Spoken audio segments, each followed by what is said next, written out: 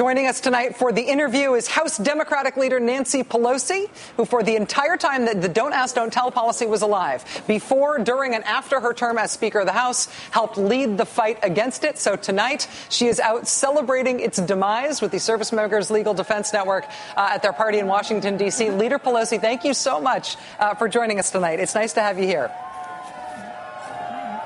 Thank you, Rachel. As you can see, it's a cause for great celebration that it is the end of Don't Ask, Don't Tell. And it's pretty exciting, both for our country and for each of the people who are here. Each of their personal stories is really a victory. It has been received wisdom in Washington for nearly 20 years that President Clinton hurt himself politically when he tried and failed to repeal the ban on gay people serving in the military. Do you think it was risky for you and other Democrats and President Obama to have pushed this hard to repeal the ban these past couple of years? Well, whether it was risky or not, it was the right thing to do.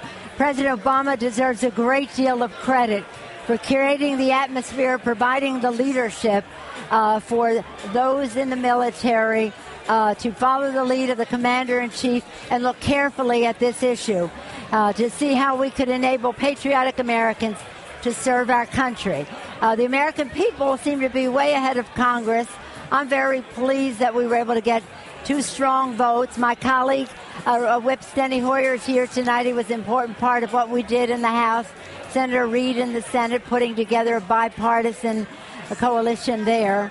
And so, again, the American people approved. The issue was urgent. The president led. Tonight we celebrate. Do you have anything to say tonight to Buck McKeon, the chairman of the House Armed Services Committee, or to Senator John McCain, or to any other members of the Congress who you fought against all these years, the ones who fought so hard to keep this ban in place? Well, you know what? I'd rather be thinking in a positive vein tonight about what was accomplished and the joy it brings to all of these people here and the 14,000 people who were discharged under the Don't Ask, Don't Tell policy. The respect that they are receiving, the opportunity they have to go back and to be reinstated, and what it means for those who have never served but want to serve our country. That's the emphasis I would like to place tonight as we have this celebration. I hope that in the hearts of those who have not been as enthusiastic, that they will see the inevitability of it. When we took the vote last year in the spring, we had a 40-vote majority. When we took the vote again in the winter, it had grown to 75 votes majority, nearly double.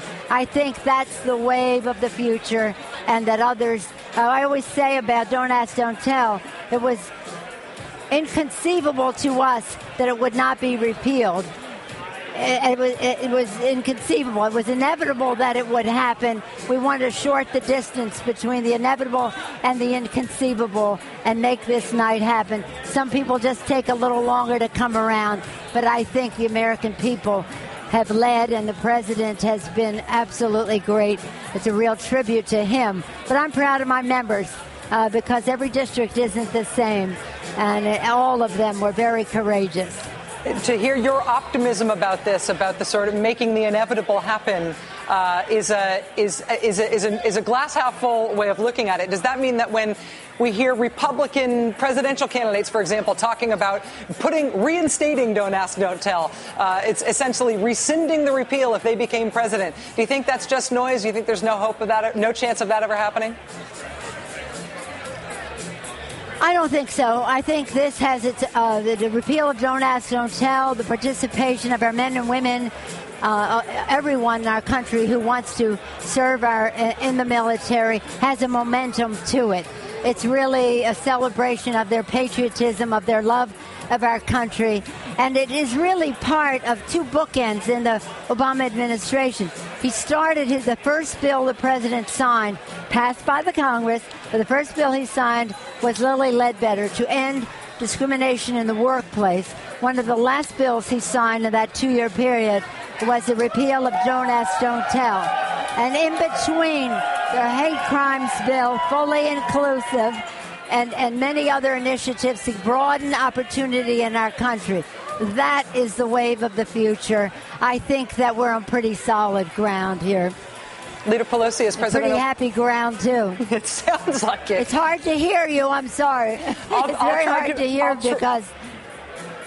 I'll try to be emphatic. I'm sorry. I have one last question for you about President Obama and his strategy as he's heading into his reelection campaign. He is talking more and more about Congress these days, about the priorities of Republicans in Congress in particular, and how he sees his priorities and the nation's priorities as different than what Republicans want. Do you think there has been a real important strategic pivot for the president, that he is being more confrontational or more willing to call out people who he sees as standing in the way of progress? Well, I would hope that the president, taking his message on jobs and deficit reduction that is fair, that is marked by fairness, where all Americans pay their fair share, as he takes his message to the American people, that all of us can find common ground on the high ground of values, the education of our children, the dignified retirement of our seniors, the creation of jobs for the American people, the safety and good health of our neighborhoods, the strength of our country, done in a fiscally sound way. Nothing partisan about that. I think as the president shows that what our values are and how the budget reflects them, that hopefully we can find common ground in the budget. But I do think that it's really about not only his reelection, it's about his belief in the future, a vision of America that provides more fairness, more opportunity, that speaks to the greatness of America. So I'm very proud of the president.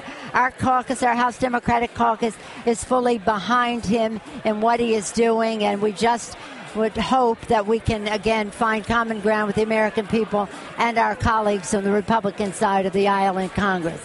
We will find a solution. We will have to find a solution, but we cannot find a solution by surrendering. We have to fight the fight, find common ground. If not, stand our ground. The president has made that very clear. House Democratic Leader Nancy Pelosi, thank you so much for taking time away from the party you were at tonight and joining us on Tonight of All Nights. And congratulations to you for your hard work on this. I know it's a real achievement for you personally. So thank you. We're very proud of it. Thank you. Thank you, Rachel. Thanks. Thank you. All right, the best new thing in the world today, a life or death story, and life wins with a big assist from a Republican congressman. Best new thing in the world coming up right at the end of the show. Stay with us.